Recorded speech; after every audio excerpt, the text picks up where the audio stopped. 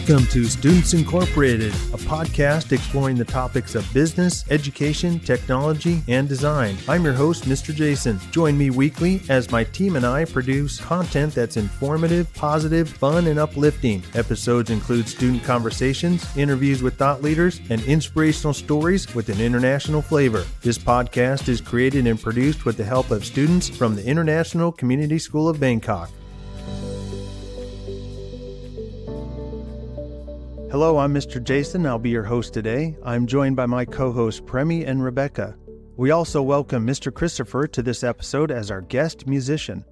This episode has been titled Music is Life, and we're excited to dive into the life and journey of a musician along with some music fun at the end. So stay tuned as we get into our first segment right after we get our quote of the day and hear some headline music news. Our quote of the day comes from Edward Bulwer-Lytton. He's quoted as saying, "Music, once admitted to the soul, becomes a sort of spirit and never dies." This quote communicates that music has the power to deeply affect our emotions and can create lasting memories. It has the ability to transcend time and connect us to our past, present, and future selves. When we listen to music, we invite a piece of the artist's soul into our own, creating a connection that resonates long after the music stops playing. And that's our quote of the day. A significant event that happened early last month was the 2024 Grammys, where most of the attention was directed towards Taylor Swift winning the Best Album Award for her Midnights. Additionally, most of the major awards were won by women, with Billie Eilish's What Was I Made For from the Barbie movie winning the Best Song of the Year award. While there were many outcries during the event overall, the event went smoothly without any major disturbances except maybe for interest. Following the battle that modern songwriters face against the rising use of AI to produce music and also copying artists' voice, many prominent music artists such as Nicki Minaj and Cardi B have voiced their support of the No AI Fraud Act, which promises artists to defend their fundamental human right to their voice and likeness by establishing a federal standard preventing the use of AI to copy voices and likeness of artists without consent.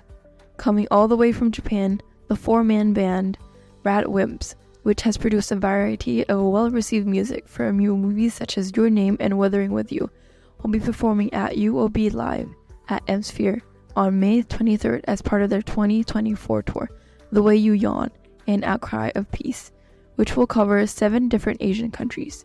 Tickets went on sale last week, so if you're interested, hurry up and snag a spot. Thank you for the quote and the news. To kick us off in this first segment, we'll get some insight into Mr. Christopher's journey into music. Also, make sure you stick around for our second segment, as you'll have a chance to enter our Guess That Song contest. Now, let's get into our first segment. Premi will start us off with our first question. Hello and welcome to the show. Thanks for bringing your guitar to the studio as well. To get us started, could you please introduce yourself and tell us what you are doing? Hi, thanks for having me. My name is Mr. Christopher. I'm a middle school art teacher here at ICS. This is my second year. I teach middle school art, and I also help out with student ministries and mentor the student worship band for middle school. I play music on the side, so earlier this year I started a band, so we've been playing some gigs around Bangkok and really having fun with that. My free time, I really enjoy live music and going to concerts, so I attend a lot of shows and concerts and stuff like that, yeah. Thank you for your self-introduction. We're honored to meet you, Mr. Christopher. Can you share with us how your journey in music began? What were some of your earliest inspirations? Sure, I've always loved music. One of my first memories of music was being back in elementary school. We have these UIL competitions, and one of the teachers recommended me to go for music memory. And it was like listening to old symphonies, and you had to be able to name not only the name of the song, but also the composer. And I scored the gold medal in it because I was really able to remember everything. So music's always been really important to me. It's kind of how I process my own emotions and everything. So growing up, always been interested. I always wanted to learn how to play guitar. I took some lessons when I was a kid, but it never really stuck. But really started getting into music in middle school and high school, and was playing in just playing around with friends, trying to play in bands and going to concerts and stuff like that. I remember my first growing up, we had cassette tapes, and my first cassette tape was the Teenage Mutant Ninja Turtles soundtrack, and I can still remember some of the songs from that. When I was in middle school, I joined band in middle school, so I played tuba, trombone, and baritone all the way through high school. Was in marching band and all that fun stuff. Did you take music theory in your high school year? I did not, and that's one of my biggest regrets. Is as someone who plays music, I learned how to play music, but I didn't really learn the theory behind it, how to write melody, how to just kind of sit and jam and then just kind of figure it out. As I've gotten older, I'm starting to pick up those skills and everything, but I'm really good at reading music, and like I can even sit down a lot of times and figure out the key and start playing along. But sitting down and trying to write my own melody and stuff like that tends to be the bigger challenge for me.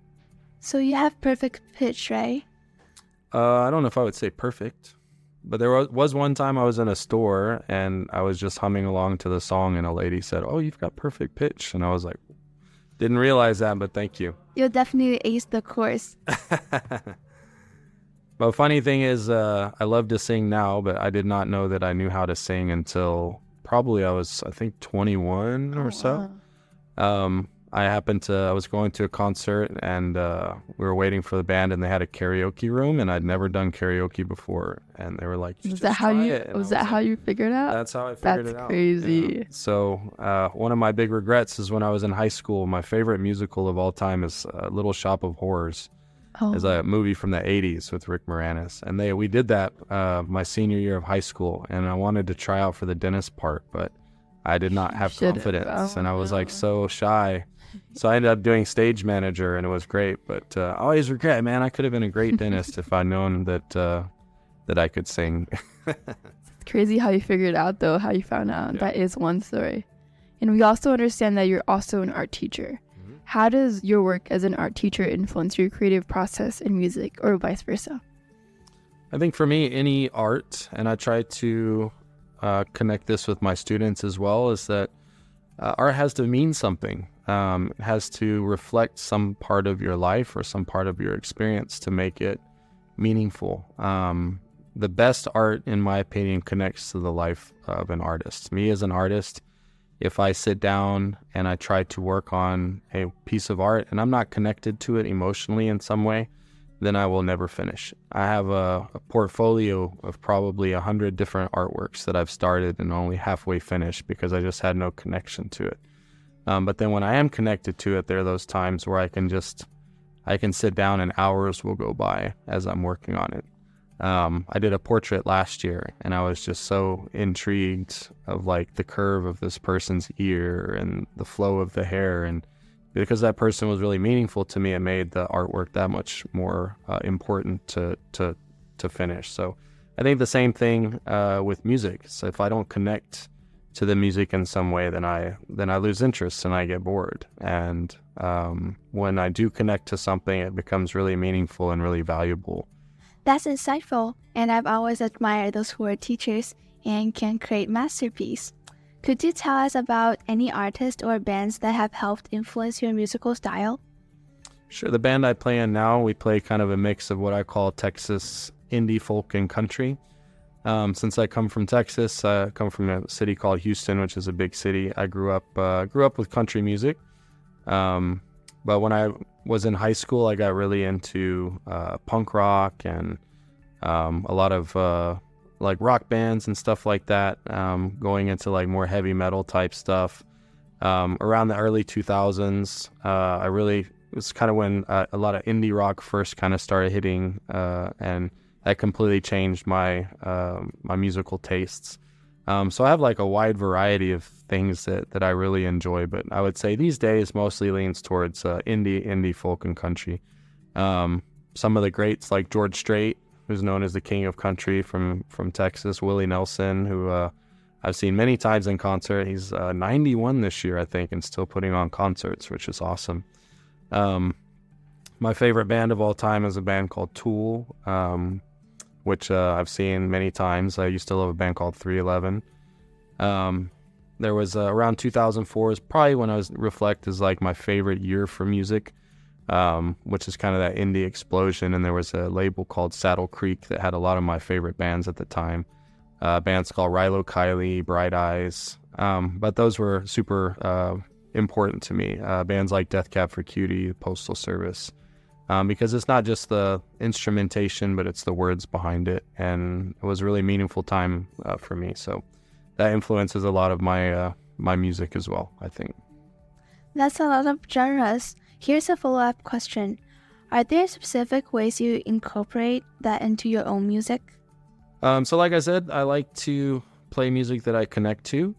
So I learn to not only play in a certain style or technique, but I learned kind of the structure and progressions and really how to build dynamics. And I think dynamics is one of the things you really have to learn as a musician or as an artist. It's not just the words, it's not just the melody, but how are you kind of creating an experience for somebody? Like if you're saying words that are, really sad and you're trying to convey a sad emotion, then how is the music building towards that emotion? How are you drawing the listener in to be able to experience the same thing that you're trying to say? I always try to tell my students when they're finishing their artwork that, you as an artist, you put your artwork out there and you have your experiences, you have your worldview, you have your understanding of what your art piece is. But then somebody that is not you is going to come and look at it, and they're going to come with their own experiences and their own worldview and their own thoughts about life. And they might have a completely different interpretation of the art or the piece. And that's part of the fun of art and music is you can connect to it in different ways. And something that is very meaningful to me in one way might be completely meaningful to someone else in a different way. And I think music kind of transcends that idea as well. I love that. That's really true though. Like with all like the interpretations, as a writer myself, I hear this a lot, and I get this a lot too with like writer when I'm writing my own pieces, and then versus how other people see that work and then how they interpret it. And then I think there's like a long-standing question I'd love to ask, like whenever like we're analyzing literature, one of the questions that comes up is like, so what is the meaning behind the piece? Is it the meaning that the author intended for the piece, or is it the meaning that readers take away from it, and like what is valid, or like what should be which should be the way it is? Where does the line intersect, and is there like a right meaning or right interpretation?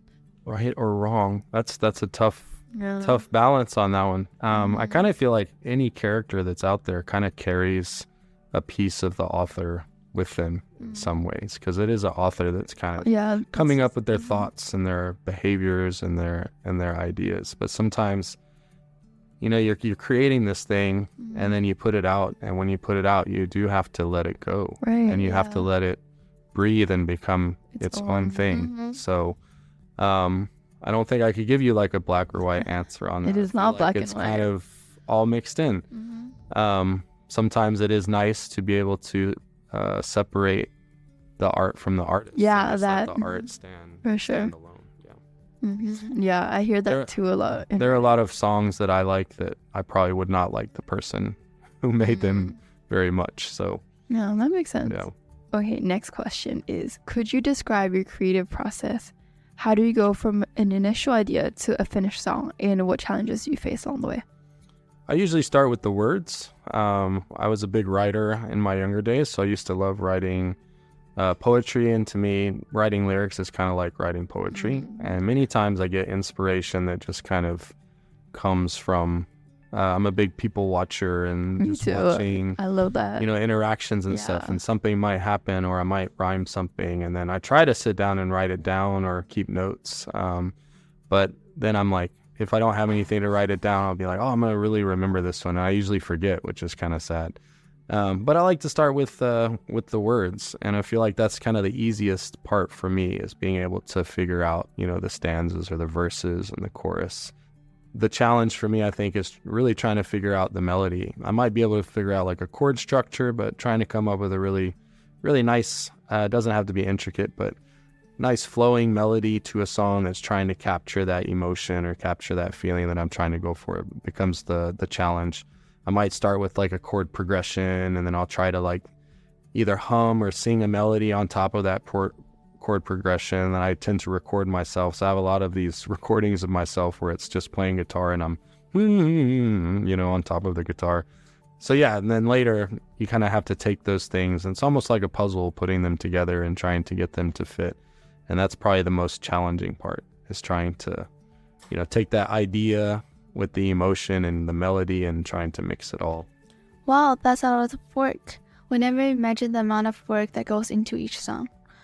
Can you share a memorable live performance experience you've had? I'm a big concert person, so I love going to concerts. And I've gone to this music festival called Coachella, California, which is probably super famous. I went to Coachella 8 times, but the first time I went was 2004, which I was talking about, kind of my indie era, and at that time was the first like super huge music festival. We did a road trip. Like, I live in Houston, which is about 22-hour drive from LA. So we did a road trip and drove from Houston to the desert of California. We camped in the desert and went to the festival for a few days.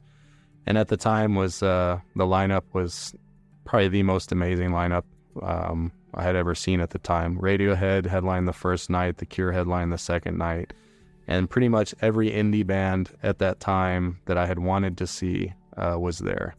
And it was just one of those moments that like just really impacted, man, like I really love this moment right here, make you feel alive, And I have Coachella kind of now has become this really over commercialized thing, and they used to get really, interesting artists, reunions. Like, I think that was, I saw a band called the Pixies who hadn't had a show in maybe 15 years, and they reunited for that. When I saw Radiohead, they're notorious for hating their song Creep because it got so famous, so they just never play it live. And they actually played it live there, and Tom York just completely wrecked the song. It was hilarious, And then The Cure, it's like one of the most well-known bands of all time, did a greatest hits set where they played some songs that they hadn't played live in 20 years. And it's just like those special moments, being able to be there for that. And all the different times I went to Coachella, I had experiences like that, like seeing Prince or going to see Daft Punk. And it was the first time that they did the Pyramid, or the Flaming Lips. And Flaming Lips are known for putting the singer in this big inflatable ball, but it was like the first time they tried it was like I was there at that moment. And you get to meet all these cool celebrities and stuff. I have a funny story about meeting Danny DeVito. If you ever have time, I'll tell you about that. Will you bring a notebook and a pen with you when you go to concert or like music shows? Actually, I used to. So I keep all my concert tickets. So especially when I was younger, you used to have to go to Ticketmaster to buy them, and you got ticket stubs. Now it's just kind of like an email confirmation, so it's not as cool, but I have a couple photo albums that have all the concerts I went to all the way from, I think, 1996 up to present day, and had some cool experiences where I got to meet a lot of the musicians. So I have a lot of autographs, and I met Chris Martin of Coldplay, one time backstage. But actually, when I first started going to big shows like that, like I have a notebook that I took to Coachella where I like wrote down stuff that I wanted to remember. And sometimes I forget it, so it's nice to go back and look at it and be like, I remember this moment, I remember that, which is really cool. Oh, that's really sweet. Dang, that must be like a whole bunch of pages of concert tickets. Oh, yeah. Right? Yeah. I mean, it's a big storage box. I kept all my concert t-shirts too. So I have some concert t-shirts that go all the way back to the 90s. Which That's crazy. Awesome. Oh, wow. Okay. Now, for our final question in this first segment, looking ahead, do you have any upcoming projects or goals that you're excited about? Yeah, actually, last year I ended up starting a band here in Bangkok. And it was one of those things where I think I was just feeling kind of down and just a little bit lonely, where like we just kind of moved to Bangkok and I wasn't really connecting and finding friends. And I was like, I'm just going to I've always wanted to do a band, so I'm just going to do it. And I put out some feelers on Facebook like, hey, this is what I'm looking for. Anybody interested in getting together and playing? And then I had a handful of guys that reached out, and we ended up meeting together and playing and really connected. So we ended up starting a band. And happened to be at a show at a place called Speaker Box. Went to see this Thai band called Wicked Lights, which is kind of like a Thai version of Bon Iver. But I was really excited to see them. And I just happened to talk to the owner. And it was right when I kind of started the band. At the time, only had like one committed person. And I was telling the owner about it. And he's like, well, if you ever want to play here, let me know. And I was like, really? And I was like, I took that as a sign of, let's just do it. So kind of stepped out in faith, and we just had a concert this last weekend, which was kind of our biggest crowd to date. I think it was about 40 people that was there, and it was super fun. So the band's called Lone Star Lament. We play a mix of Texas indie folk and country. Right now we're just kind of playing cover songs, so we're kind of trying to learn to gel as a band, but we're going to start working on some original music and stuff like that. But we tend to play about 1 gig a month. Is about what everybody can commit to, but it's just been really fun to just get out and play, I've had so many experiences being like in the crowd and like, man, I wish I could be on stage. And now it's kind of like making that dream come true a little bit. So. Okay, there you have it. That's the end of segment 1. And yes, we'll be right back after this short PSA. 1, 2, 3, 4. Listen up, people. The concert season is upon us here in Bangkok. There have been some big names already, like K-pop NCT 127, Coldplay, Ed Sheeran, Novo Amor, Rod Stewart, and others. Don't worry if you've already missed these groups. Here's a list of upcoming shows in March. Wave to Earth at Union Hall in Bangkok on March 9th. The famous Tom Jones will be performing at M-Sphere March 14th. And if you're into head-banging heavy metal, Slash will be in Bangkok performing on March 15th at Centerpoint Studio. And finally, on March 30th, Bruno Mars will be performing at the National Stadium here in Bangkok. Get your earplugs and your friends together and go enjoy a concert this month. We are back with part 2, and we still have Mr. Christopher in the studio, and he's brought his guitar. To start off this segment, we're going to have a little contest, not for the podcast team, but for you, our listeners. Here's the rules. Mr. Christopher will play a few seconds of a popular song in a specific genre. If you know the song, make note of it. After he has made it through all of the songs, we will announce a way for you to respond back to us with your answers.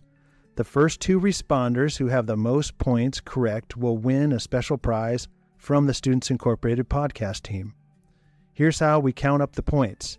You get 1 point for getting the title and artist correct.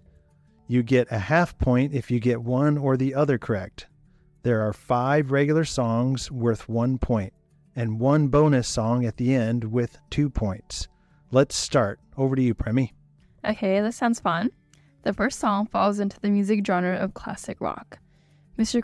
Christopher, are you ready to play a few seconds of our first song? Let's do it. Anything you want to say before you play this? No. All right, so let's get started.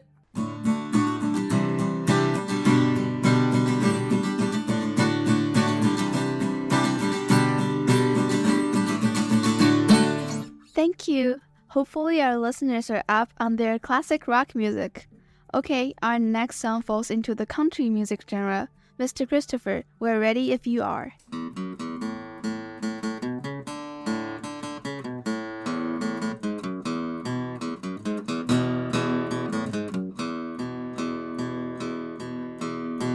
Thank you, and a quick message to our listeners. If you need to hear the song again, just rewind and replay.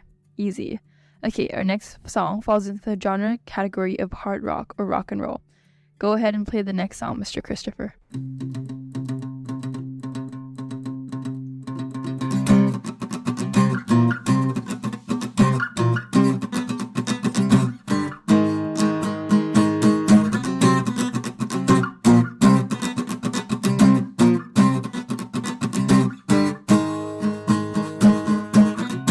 We're on to our next song.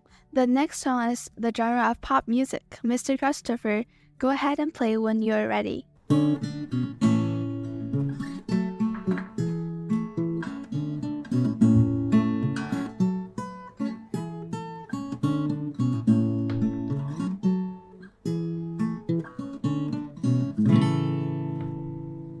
That was fun, thank you. And our next song genre is indie. Typically, indie music is produced and released independently from a commercial record label. Mr. Christopher, go ahead when you're ready.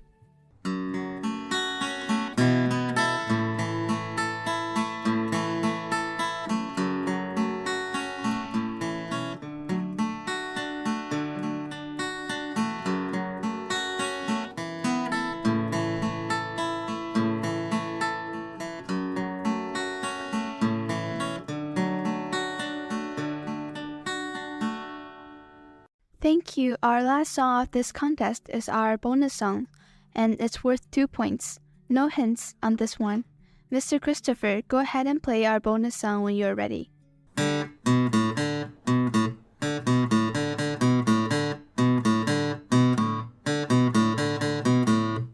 Now that we have made it through all our songs, here is how you can send in your answers to us. Simply send us an email with your answers to studentsincorporated@gmail.com. Make sure you include your name. Again, send your answers to studentsincorporated@gmail.com. That's studentsincorporated@gmail.com. Now moving on. We've asked Mr. Christopher to help us end this last segment with some music. Anything you'd like to share about this song before you play it? So one of the big ideas of my band is that we play music that has a tinge of sadness to it.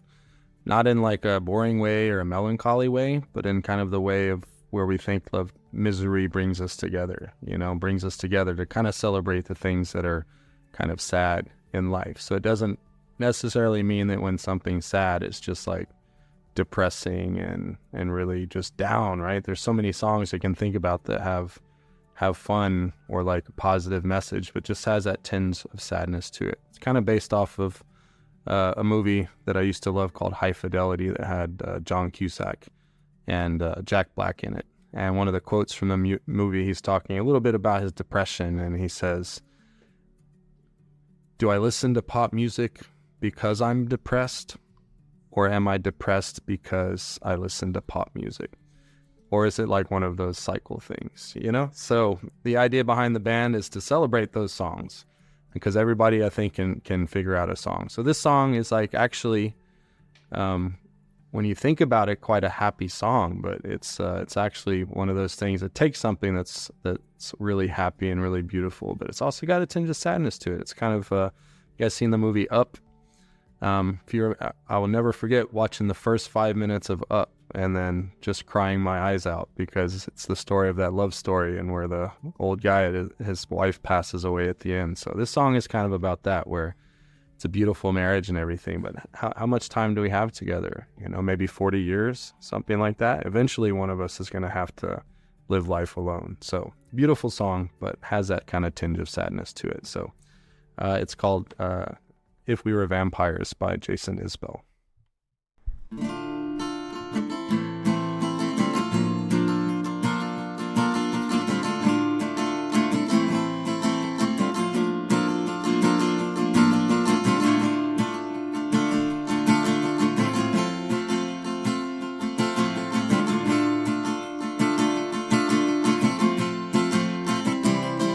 It's not the long flowing dress that you're in, or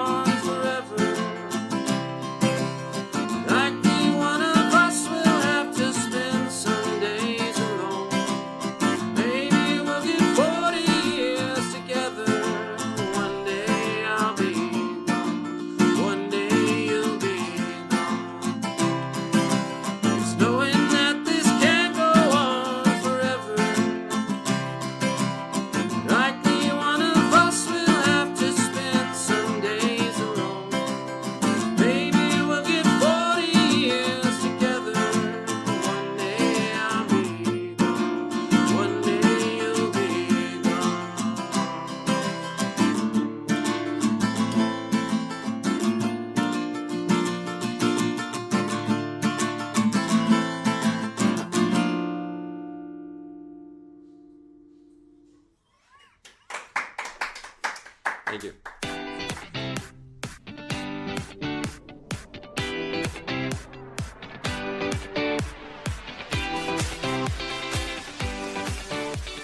As we end this episode, Mr. Christopher has reminded us that music can take on a life of its own. It's something that has the ability to connect to our hearts and souls. It can also connect us together. Thanks again for sharing your talents with our audience and for helping remind us all that sometimes we just need to stop and listen to the music.